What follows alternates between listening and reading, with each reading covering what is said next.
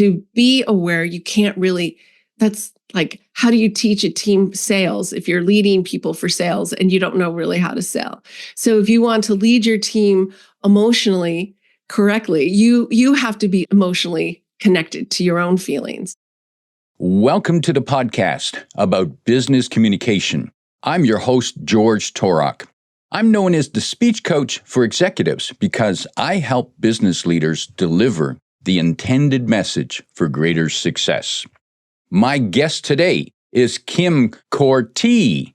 Here's 3 facts that I think you should know about Kim. 1, she is the author of, I bet you've never heard a title like this, Yucky Yummy Savory Sweet, Understanding the Flavors of Emotions. 2, ideation, that's the creation of ideas, is number 1 on her Clifton Strengths Assessment, which explains her high level of curiosity. And 3, she pivoted from 20 years in consulting to a perception and emotion management strategist with the plan of speaking on stages worldwide. Kim Korte, welcome to Your Intended Message. Well, thank you, and I am happy to be here. Delighted to be talking with you. And in your book, you compare emotions to food and food sensations and flavors. How did you come up with that connection, and why does that resonate with you? I came up with it. First, I have to say that I learned about the theory of constructed emotions, which is a very common and probably fairly widely accepted idea that we construct our emotions using our experiences, kind of like ingredients and a recipe. And I got this idea after reading How Emotions Are Made: The Secret Life of the Brain by Lisa Feldman Barrett. It was an eye-popping book, and it got me to think about how if emotions are created from perceptions, then our whole world is like giving us ingredients that we use, and the recipes are everything that we've experienced previously. So we're always living today in the past unless we're more conscious of what's going on in our current experience. That level of consciousness is what helps us to examine and change the quote unquote recipe if it's not the right one or if it's not working for us. And the process of flavor, it's not a sensory system. Like everything that we taste, everything we see, all of these things, these are sensory systems. And taste is a combination of sensory systems. You taste with your nose, you taste with your mouth. They even have shown that what you see and what you hear, like if it's crunchy, you think it's fresh, but even music going on around you, you might think, oh, this music isn't impacting me, but it really can impact the flavor and your experience of food. And the same is true of our emotions. Everything that we experience our emotions rather, are a combination of our sensory experiences. That's what influences us. So this is where I got these food metaphors and cooking metaphors. We've got, I'll just to repeat it again, these sensory inputs that are coming from the outside world and our inside world are what our brain uses to predict. This is a prediction, just like every other sensory experience. We predict it with our brains, and then we experience it in our body as an emotion. It's literally a signal. And then when we can connect to the feeling that is produced by this emotion, the more we can connect to it, the better we are at tasting that. Just like a chef can taste a dish and go, like these flavors are good or bad, or I need more of this, or I need less of that. When we can connect to those signals in our body, that's like us tasting our emotions to know, like, is this right for the moment? Like, is this appropriate? Or is this really what I'm feeling? Like, I might have thought it was this, but maybe it's not. So that's kind of the idea behind it. Kim, are we a slave to our emotions? No, we're not. In fact, I want people to feel much more empowered after reading my book or listening to my podcast or even hearing this podcast, in that we have an opportunity in every single feeling to change it. It's just being able to connect to it. We think that people make us feel a certain way. I know I did. And I still sometimes catch myself in that trap. But it's not other people, it's us. It's how we respond to the sensory ingredients that we're given.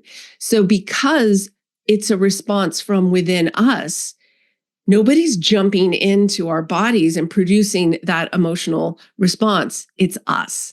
So because it is us, we can change it. And I'm living proof of that, because everything that I have in my book, I really created for myself.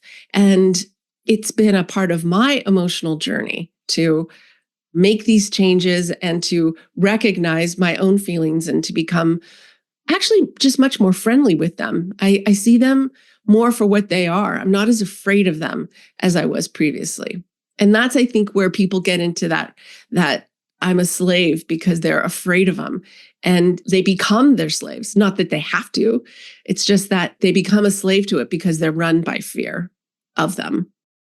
You mentioned fear, which is often considered, I don't know if it's the strongest emotion, but it certainly can be a destructive emotion. I don't know if that's fair to say, but do we have more control of our fears than we think we do?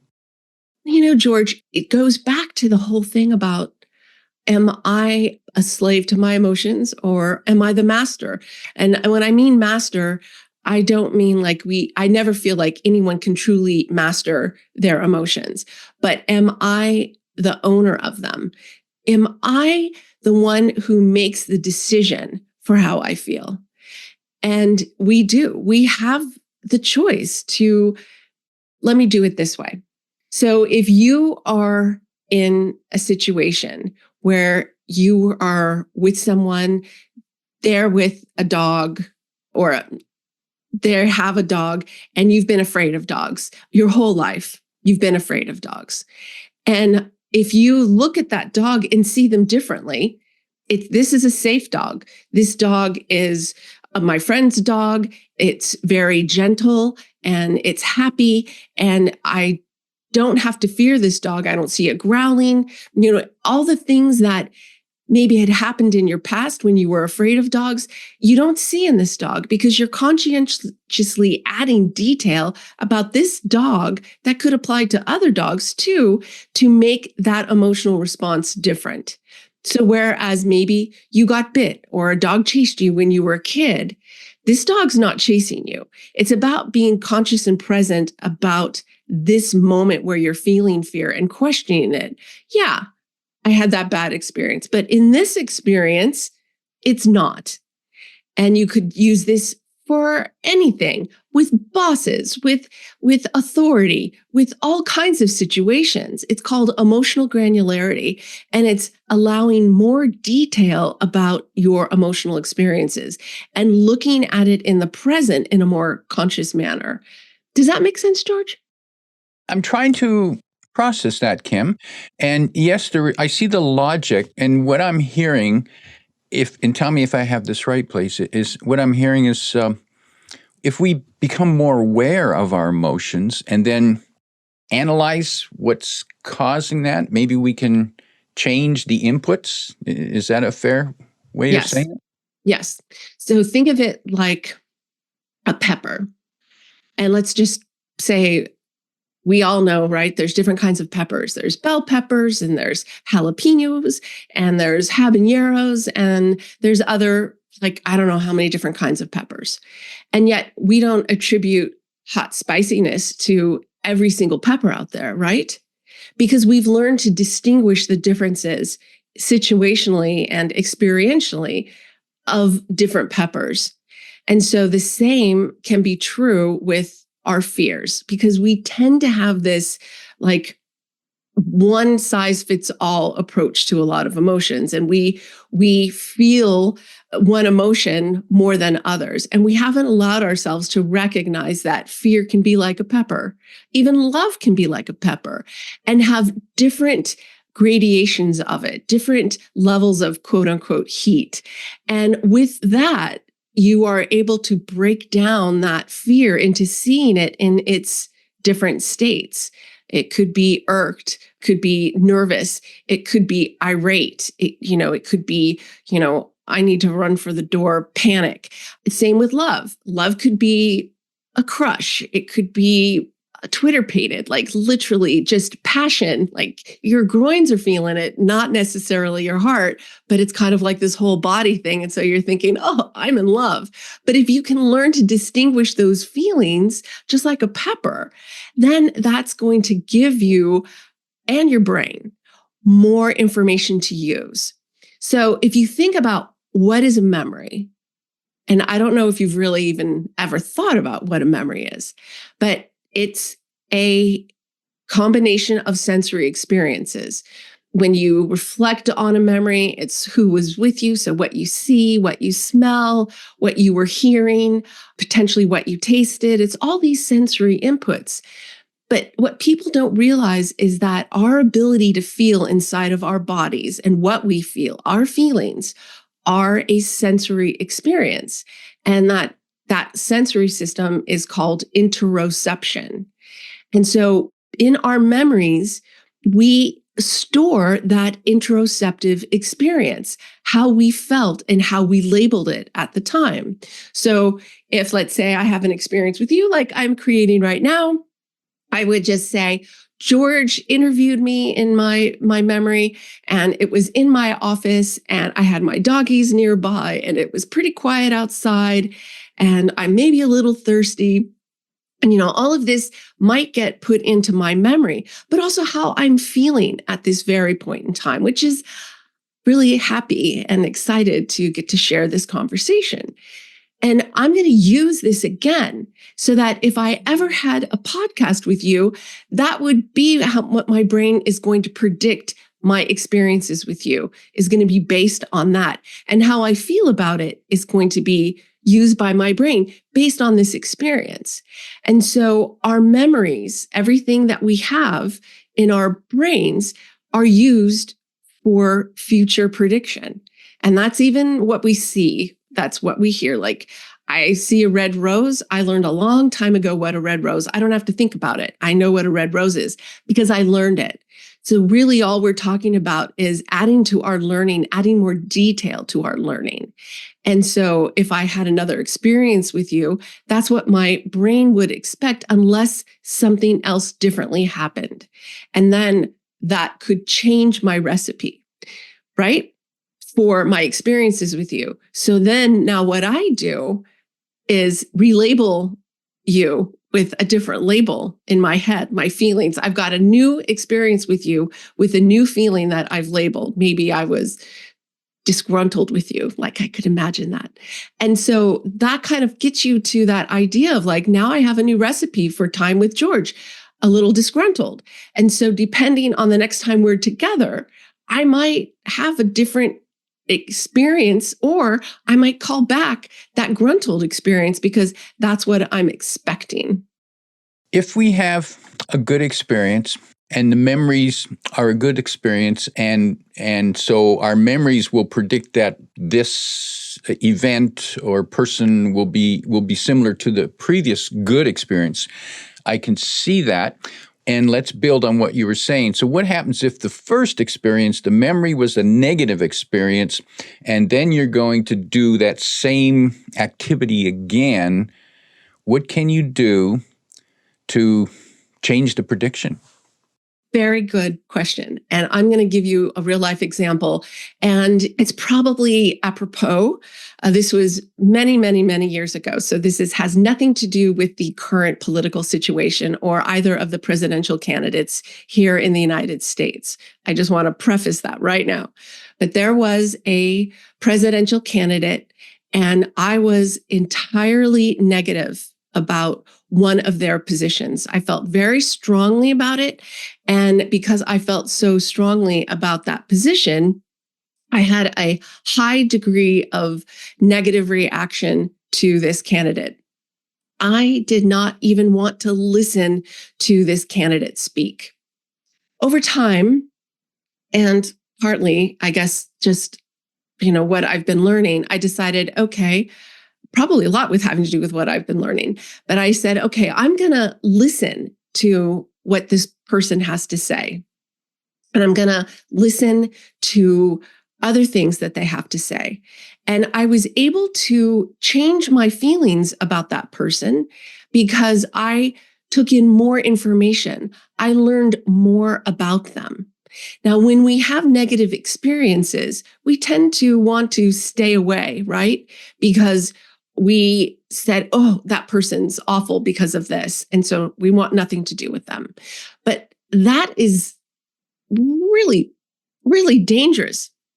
And I'm going to tell you why, is because your experience with that person could have been your mood at the time, how you believed about something at the time, other things that were going on in your life that might have influenced it. What you perceived might not have been the full story. We hear a little bit, like our brain filters and focuses. And especially if we're leery or fearful or distrustful, right? We're going to focus on the things that we're fearful or leery or distrustful of. And so by changing my perceptions, by adding in more information about this candidate, I was able to look at them much less dispassionately and actually have a level of respect. Although that one topic I still pretty much feel the same about, not as passionately, but I feel the same. I still have a level of respect for this former candidate and actually like them now. So it's a information game, and it's an understanding of we are here to learn. We were born to learn. And hate and fear and distrust and all of those things, they don't serve us. And yet we are eating it up in the world left and right, because that is physically, literally what we're being served in social media and news and all this other stuff. But if we take ownership of our feelings and say, okay, let me learn more about this. Like, what's the other side of this? Especially where we're super passionate, it's when we become more granular in our feelings. And it's where we can either confirm what we like or don't like, or expand upon what we like or don't like, refine our beliefs, and become more detailed in who we are as a human being. Does that answer your question, George? I follow you, yes. And I want to pick up on something you said there. Okay. Are you suggesting that information and logic can help us direct our emotions? I'm going to say information for sure. Okay. Absolutely. Logic is a funny thing, because we want to say, oh, we're dispassionate about it. But our emotions drive everything that we think, feel, believe, like more often than not. But conscious thought, conscious action is where we are able to refine and redefine what it is we believe. And so unless we take that action to be more consciously aware of our feeling, and if it's truly appropriate, if we don't believe every single thing that we feel, then we have that opportunity. And you might think this takes a lot of time, but it really doesn't. And if it's something that you feel very strongly about, I think it's very, very important to hear other sides, because it allows you to be more well-rounded as a human, but also just emotionally. to be more aware of other people and also to have more compassion and sympathy and empathy for how other people think and believe too. Because really, we all are a product of our past, and why they believe something, there's a reason for it. And understanding what that reason is benefits everybody. Now, I'm thinking of the phrase that most of us have heard probably many times. You're just being emotional. Well, the reality is we always are emotional, I believe. Yes. Yeah, So that statement is like saying you're alive. Well, exactly. So people don't realize, there's a very silly part in my book, is that emotions come, I say, in two flavors. There's the kind that we're more familiar with, like love, hate, blah, blah, blah. But actually, thirst is an emotion. Hunger is an emotion. Tired is an emotion. These are emotions that the body produces that we have to connect to keep us alive. They're called homeostatic emotions. So if you know that word homeostasis, it's where the body's trying to keep us within a range in order to keep us healthy and alive. So your temperature, if it gets too low, you are going to be prompted to want to go underneath a blanket. You don't notice the temperature till it's too cold. And then if it gets too hot, you're going to want to take your sweater off. And this is our body communicating to us. The same as it does with love and hate and all of that. We tamp down that interoceptive system, that sensory system that tells us how we feel inside of our bodies. Then we start to tamp down those feelings too. We might not notice hunger. We might not notice illnesses. This is why people with high levels of interoceptive awareness are healthier and go to the doctor less often. One of those things is that the difference in your feelings. Like you can say, oh, I'm not really mad here. I'm hungry. I need food. My blood sugar's low and that's why I'm responding. Hangry, right? But so is hunger an emotion? When we're ravenous, is that being emotional? I'd say yes.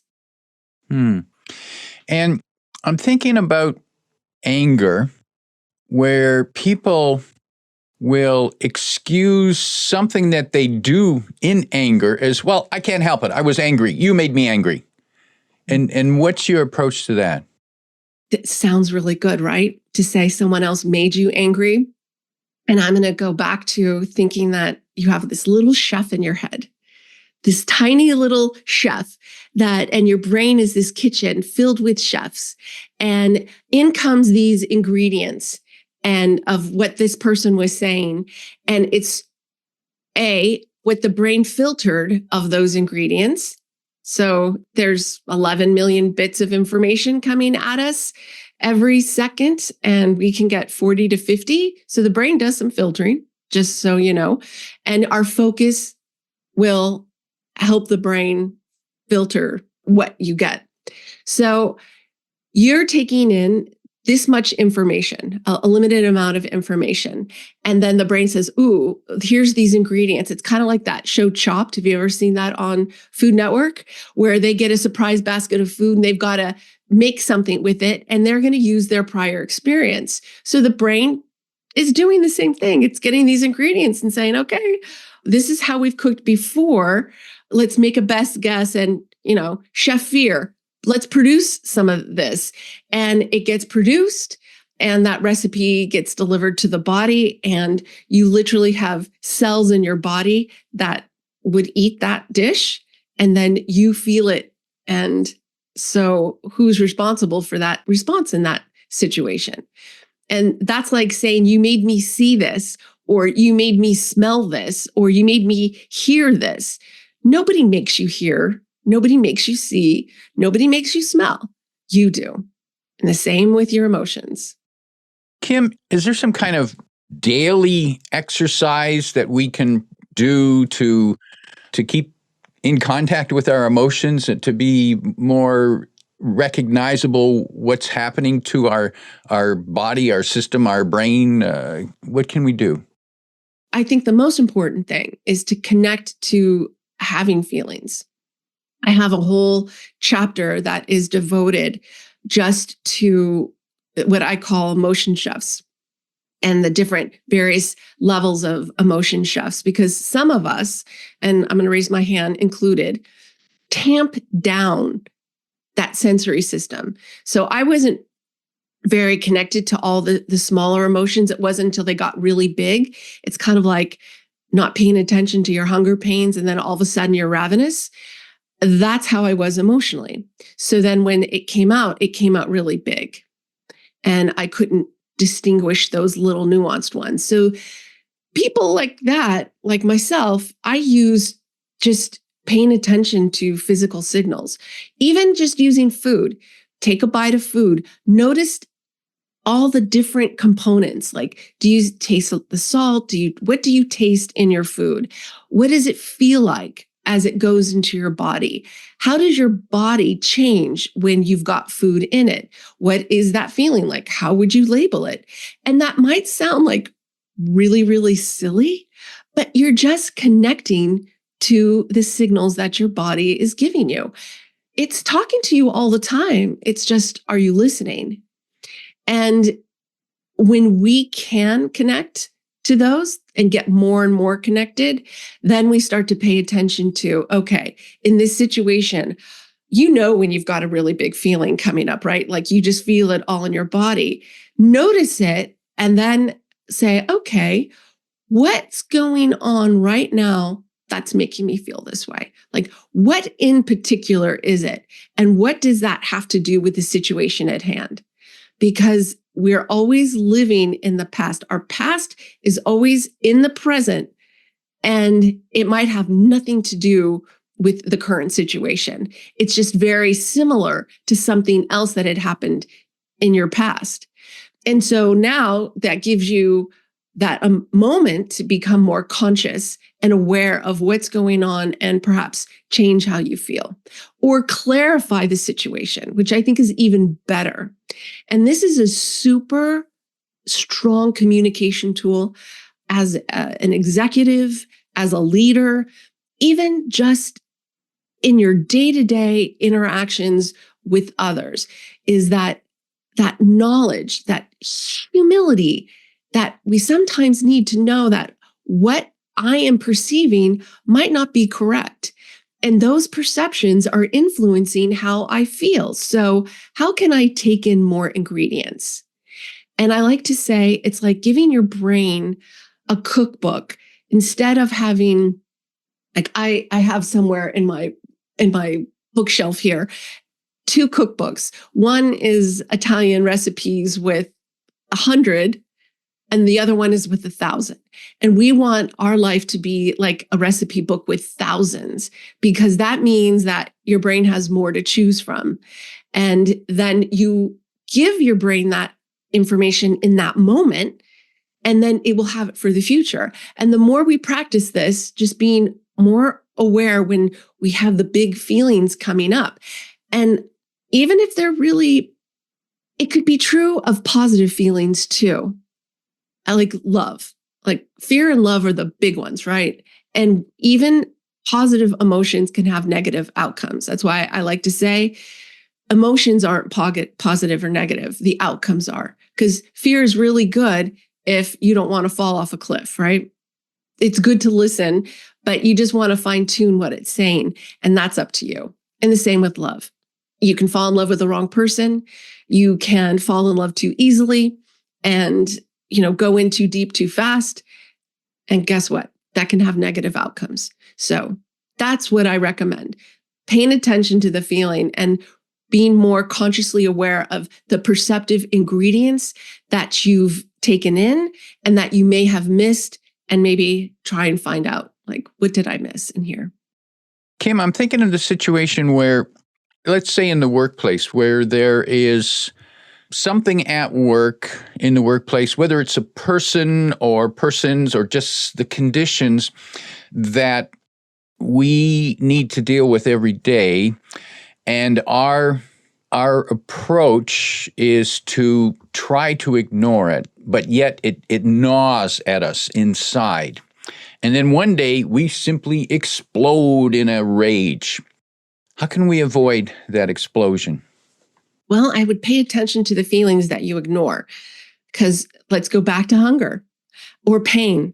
You ignore things and it gets bigger and bigger and bigger and bigger because your body wants you to take attention to it. It's nagging you, as whether you like it or not. Your brain can be a nag. And so there's a reason it wants you to handle it. So if you can look at that, whatever that situation is, and do exactly what I said before, this is a conscious effort to look at it. Do I really feel this way? What is the benefit of my belief around this emotion? Because that's literally what it is all about, right?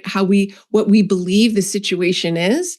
And do we really believe that is detrimental to us, or is it really as irritating as we believe it is, or whatever that situation is? Because you didn't give details. I'm just kind of guessing here. Like, we have a coworker who does something a certain way. Maybe we just need to talk to the coworker and find out more information about why they do something a certain way. Like, what's behind your methodology? We can do this quite easily, and it might create a better working relationship. That's what I'm saying. We were born to learn.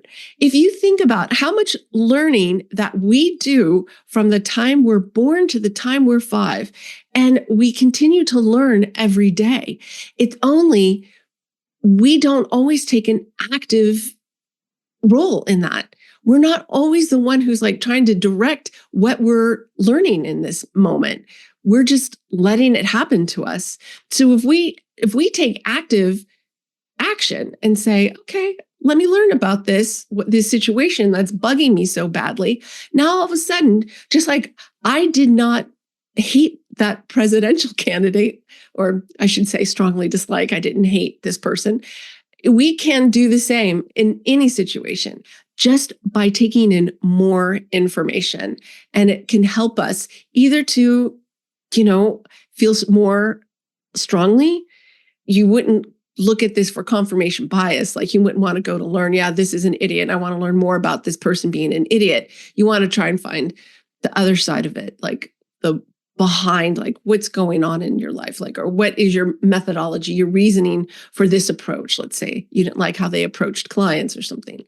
That's what I would recommend. But that's kind of like a quick thing without a real situation. But you kind of get where I'm going with, don't you, George? Yes. Yep.